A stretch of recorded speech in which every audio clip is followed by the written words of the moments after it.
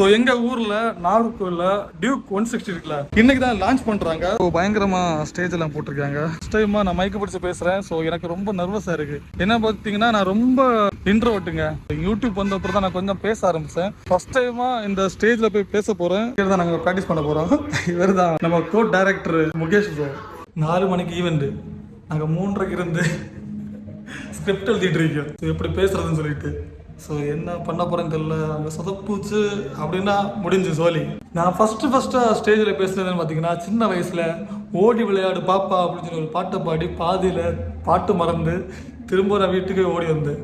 அதான் first stage. இந்த time second time இன்னைக்கு தான் ஸ்டேஜில் ஏறி ஒரு மைக்கை பிடிக்க போகிறேன்னு நினைக்கிறேன். என்னெல்லாம் கூத்து நடக்க போகுதுன்னு வெயிட் பண்ணி பார்த்தா தான் தெரியும். டியூக் நிறைய பசங்களோட எமோஷனாக இருக்கு இல்லையா? அந்த டியூக்கோட மீனிங் என்னது? ஸோ நானும் நல்லா தேடியெல்லாம் பார்த்தேன் சாட்ஜிபிட்டியில் போட்டு. ஸோ எனக்கு அது தென்படலை. ஸோ அதனால அதோட மீனிங் உங்களுக்கு தெரியும் நினைக்கிறேன். நீங்கள் அதை எக்ஸ்பிளைன் பண்ணலாம். ஒன்றும் இல்லை ப்ரோ. டியூக்குன்னா யூரோப்பில் என்ன சொல்லுவாங்கன்னா டியூக்கோட ஆக்சுவல் மீனிங் வந்துட்டு கிங்னு சொல்லுவாங்க, அரசன் சொல்லுவாங்க. அதான் ஆக்சுவல் பேர். அது டியூக்கோட ஆக்சுவல். யார் அது? டிஜே பிளாக் இங்க வந்துட்டீங்களா? இங்கிலீஷ் தெரியாதுங்க. சரிதானா? தெரியலனா வீட்டுக்கு போட்டு. ஆனா சீக்ரெட் எல்லாம் வெளியே சொல்லக்கூடாது. லாஸ்ட்ல போட்டு தர மாட்டோம்.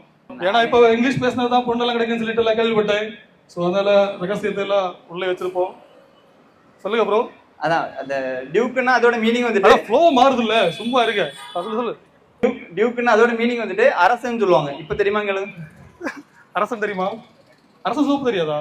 தெரியாது ப்ரோ. அப்போ எல்லாம் மூட்டு கிளம்ப சொல்லுங்க. ஸோ கைஸ், என்ன சர்ச்சை காமிக்கிறேன்னு நினைக்கிறீங்களா? ஸோ இதான் என்னோட சோல். என்னன்னு பார்த்தீங்கன்னா நான் இன்னைக்கு ஸ்டேஜில் ஏறி பேசுகிறப்போ என்னோட கான்ஃபிடன்ஸே கிடையாதுங்க. ஸோ நான் இப்படி பேசுவேன் அப்படின்னு நான் நினைக்கவே இல்லை. ஸோ ரொம்ப சப்போர்ட்டாக இருந்தது என்னோட இந்த சர்ச்சு தான் நினைக்கிறேன்.